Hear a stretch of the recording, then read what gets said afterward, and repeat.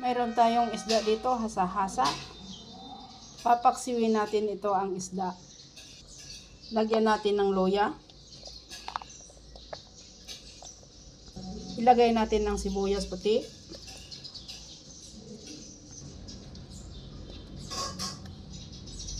Lagyan natin ng asin.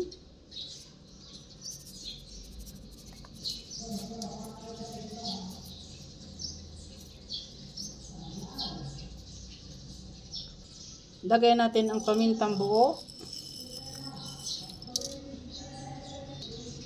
Lagyan natin ng vinegar.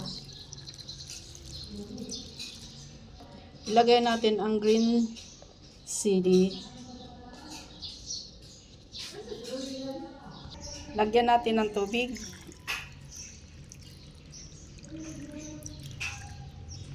Nakasalang na ang paksiw natin at takpan natin. Meron tayong gulay dito na bagyo beans, sayote, at carrots. Bali ito yung kapartner ng paksiw na isda. Para tanghalian namin ito.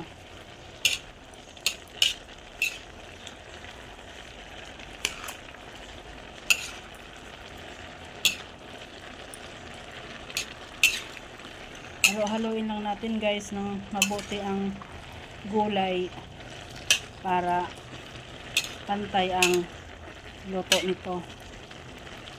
Kasi yung sayote matagal maluto yan.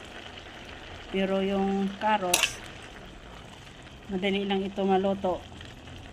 Halos pareho lang sila ng bagyo beans. Kasi kailangan din kasi sa carrots malutong, hindi overcook.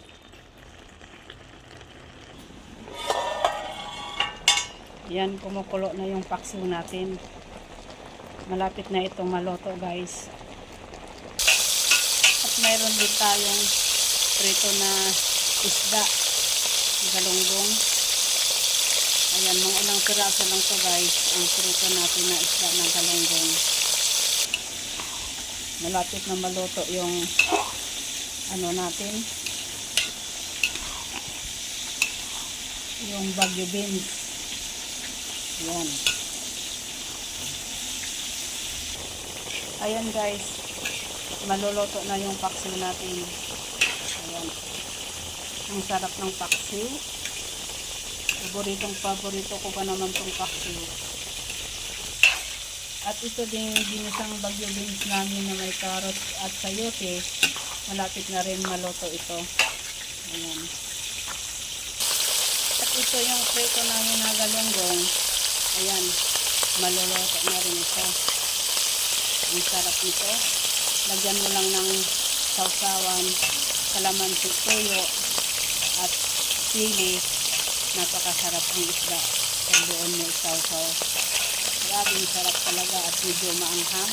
Ayan, gustong gusto ko yan guys. Thank you for watching.